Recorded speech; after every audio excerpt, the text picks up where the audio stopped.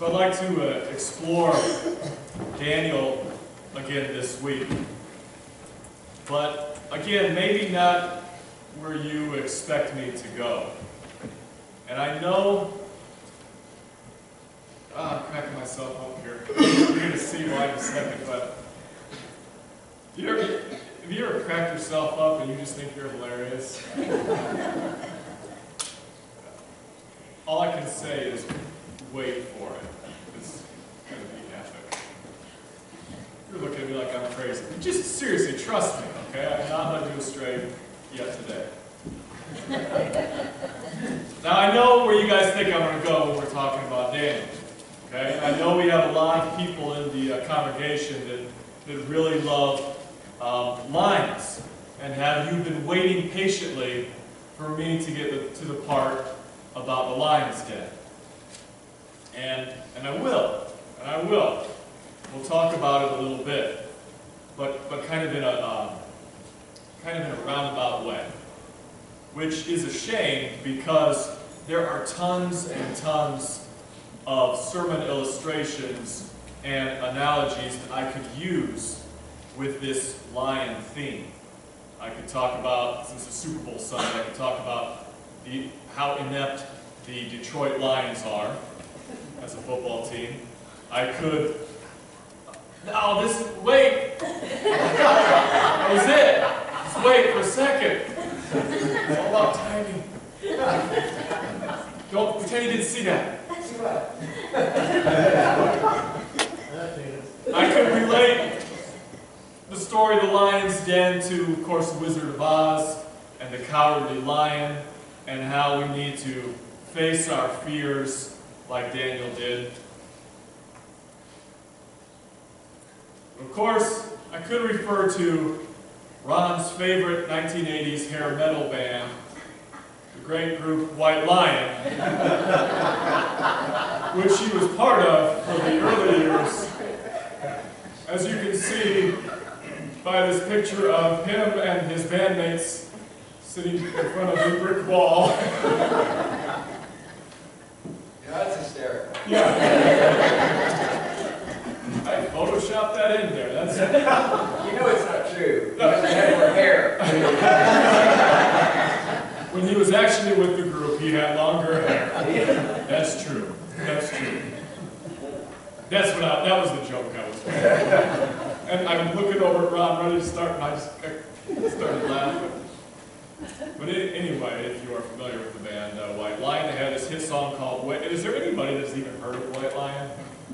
Okay, great. Thank you very much. I didn't text. Do I know White Lion? Yeah, I texted him and I said, hey, were you a big fan of White Lion? He texted me back. They had this hit song called Wait, and I could talk about that with Lion's Den, and we could connect to the idea of patience and waiting and recognizing the time of God. But that's not the right. We have to take that down, Dougie. It's really messing me up. And I could have connected the idea of their song Wait with recognizing patience and time of God, but that's not the route that I wanted to go with this sermon either. Like I mentioned last week, the book of Daniel is very interesting when you look at the book as a whole. And it does truly have everything. It has a hero, it has villains, it has violence, victory, prophecy, and it has a happy ending. And there is a kind of pattern with the king. First we have Nebuchadnezzar, and then we go through various kings and Darius. And even though they were different people, they all filled the same kind of role in the story. And that role usually has something to do with violence. And if this was a Hollywood movie today, these villains would almost be laughable. They are so fixated on their my way or the highway kind of thinking. And by highway I mean put to death. They were always putting people to death. And it was always like like a James Bond or an Austin Powers kind of death. Now, I'm guessing more of you have heard of Austin Powers than you've heard of White Lion. But in one scene, Austin was captured and he was supposed to be put to death. And so Dr. Evil, instead of just putting him to death, came up with this plan to put him to death with mutant sharks with laser beams attached to their heads. And it was a very obscure kind of way, and a very long and drawn out kind of way to put him to death. And of course, I'm going to give a spoiler alert, he was able to escape because it was so ridiculous. But here is the short summary of the book of Daniel, of the villains in Daniel, the villains of Daniel. The bad guy wants something, so he uses a threat of violence to get it. And the good guy stands his ground, sticks to what he believes in, and wins. The bad guy changes his mind when he sees how the good guy wins, and then he threatens violence to somebody else. And this basically happens over and over and over again in the book of Daniel. Now, I'm having a little bit of fun with it, but I don't mean to trivialize it. The ideas of violence, the ideas of fear, the threats, they do come up pretty often in the book of Daniel. And that's what I'd like to focus on today. How did Daniel deal with these issues? And what does that mean for us?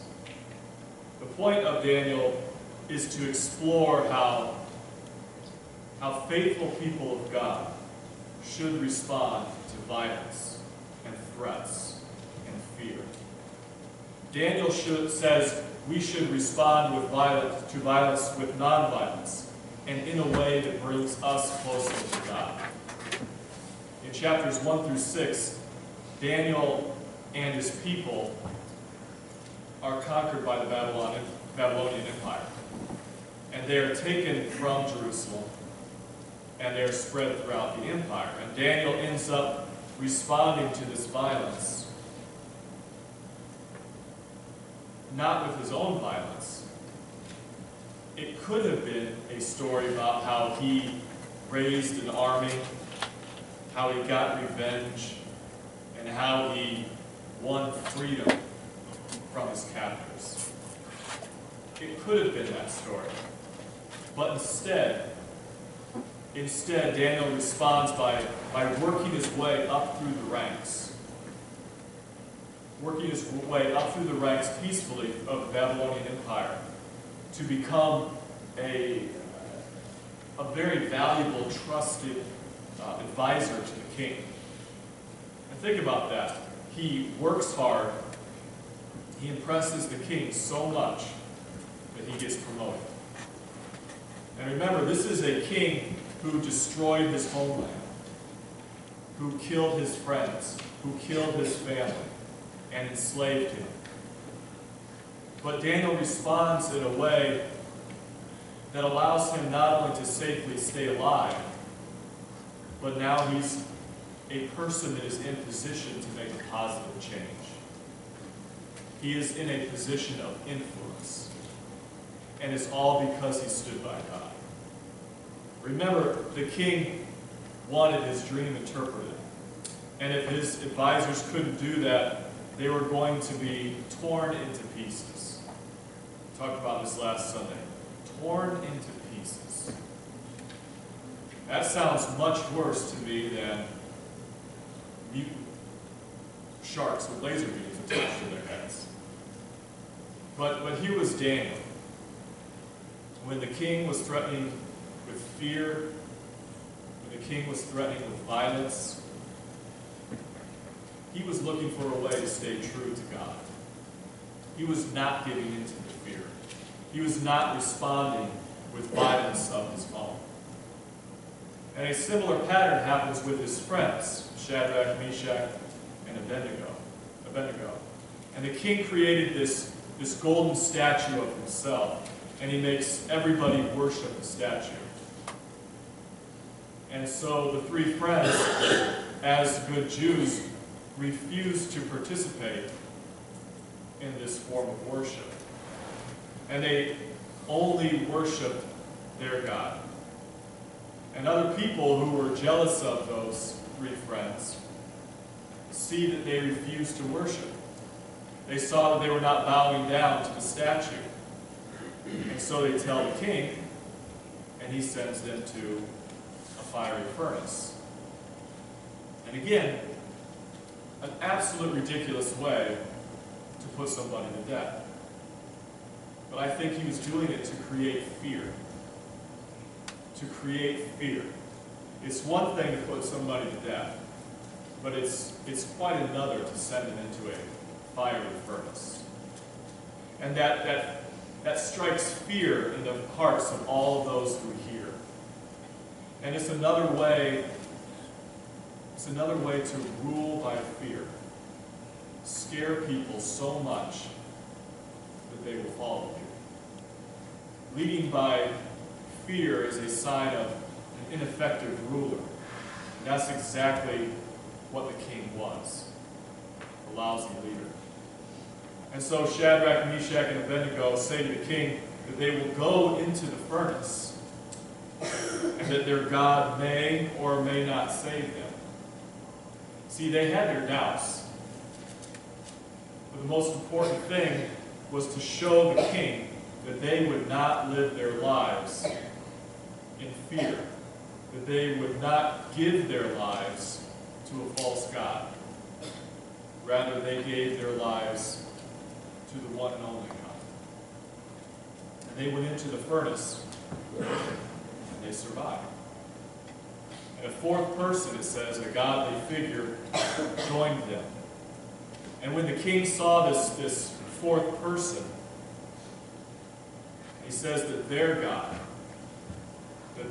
was the true God, and that their God was with them the whole time. And so the king lets them out, but now he says that if anyone says anything against their God, that he would now tear them limb from limb. So once again, we have this king who had changed his mind when he saw what happened with the three Hebrew children. But once again, he goes too far. He threatens another horrible death on anyone who doesn't worship their God now. And I don't think that's the reaction that Shadrach, Meshach, and Abednego were hoping for. We see that the king's only tactic, his only tactic is fear. Now he's all in with the Jewish God, and he will kill anybody who doesn't worship his way. And that's not the way to bring people closer to God. And this also shows how easy it is to get caught up in the cycle of violence. Or more applicable to us sitting here today, rather than violence, how easy it is to get caught up in a cycle of fear, or hate, or intolerance. But time and time again, Daniel shows us how to break this cycle. We see how he responds to violence with non-violence. Now let's look at Daniel in the lion's den. Daniel had, like I said, worked his way up to become a trusted advisor to the king. And so there are other advisors that are jealous. They're jealous of Daniel's relationship with the king. Now it's a different king now, but it's the same type of villain. A king fills the same type of role. And so the other advisors turn against Daniel, and they unite against him, basically in an act of scapegoating. They tell the king that he should make sure that everyone prays only to him. But Daniel, of course, isn't going to pray to the king. Instead, he's going to keep praying to his God. He's going to keep praying to the one and only God. The people who are jealous of Daniel they know this. They know that he won't turn. They know that he's not going to pray to the king. They know that he's going to continue praying to God. And so they catch him in the act, and they tell the king. And the king then responds with violence. The king throws Daniel in the lion's den. And Daniel trusts that God is going to be with him in the lion's den. He doesn't respond to the violence with violence of his own. He doesn't respond with anger. He doesn't respond with resentment. He just goes into the lion's den, trusting that God will be with him. And Daniel survives, but the king is locked into violence. He's locked into it. But once again, Daniel's faith inspires the king. Daniel's relationship with God inspires the king. And it changes the king's mind. It convinces the king that God is the one true God. But the king is so caught up in this cycle of fear and violence and anger and hate that he ends up killing the men that first accused Daniel. So he responds with killing more people. And once again, the violence is over the top. He just doesn't kill the men. He actually kills their wives and children too. Completely over the top. So how do we respond to violence? How are we supposed to respond to hate or fear or injustice or intolerance? Daniel has made the case to respond in a non-violent way, but there is more. There's more to it than that. Earlier, Daniel went up to the king and told him that he could atone for his sins. He said, you can atone for your sins by giving mercy to the oppressed.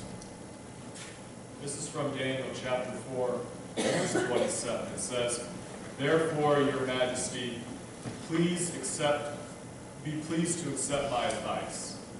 Renounce your sins by doing what is right, and your wickedness by being kind to the oppressed. It may be that your prosperity will continue. This is the difference that we see. Every time the king responds with more violence, more hate, more fear. And Daniel says you need to respond with mercy.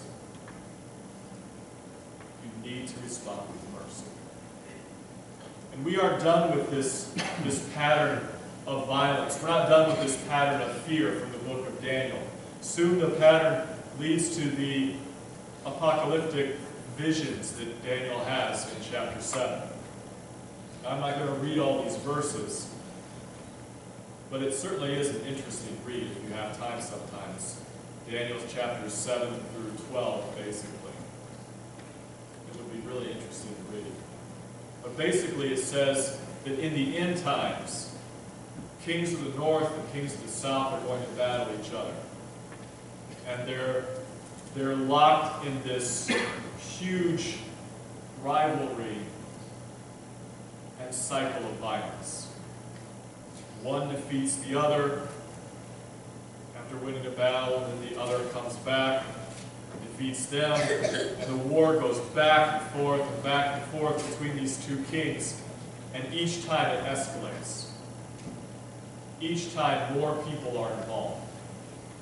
Each time the outcome is more devastating and destructive.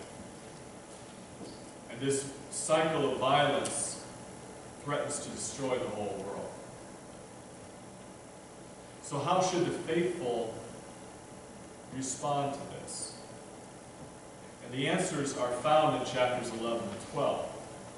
When the king of the north and the king of the south are locked in this violent battle, it's almost as if the people of God are standing back and watching it happen. Because of fear. Because of fear. Fear can cause inaction. That's what fear can do. It can cause some of us to go along with it. It can cause us to stand back. It can cause inaction. But that's not what Daniel sees.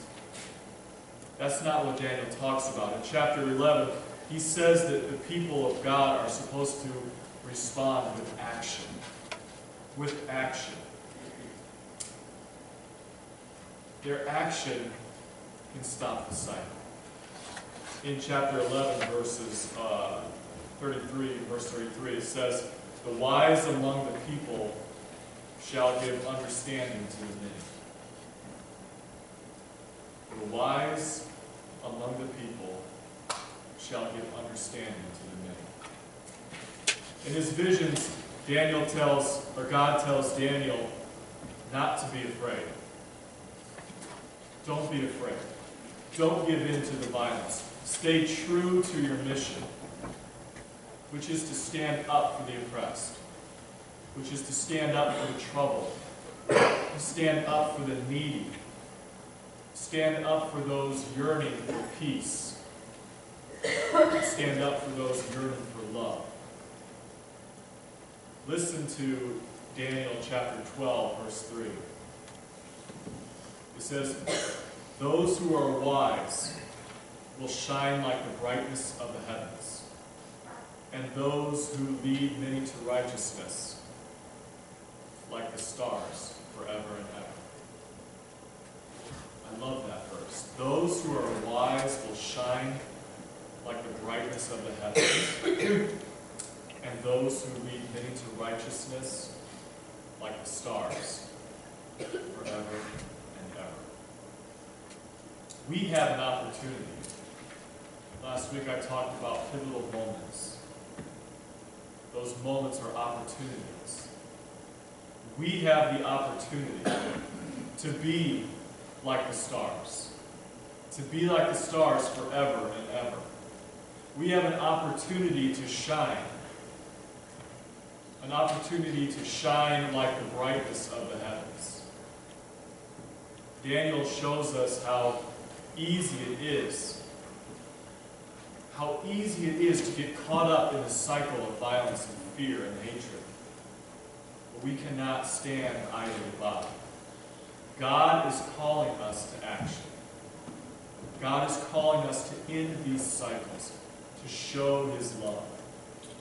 And through our faith, we can inspire. We can inspire hope. We can inspire courage.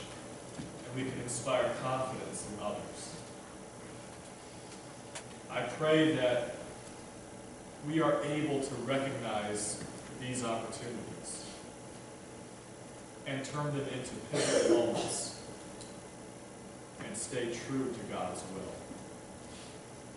I'd like to end with these words of encouragement from Paul in 2 Corinthians.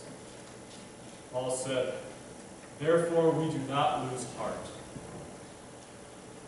Though outwardly we are wasting away, yet inwardly we are being renewed day by day.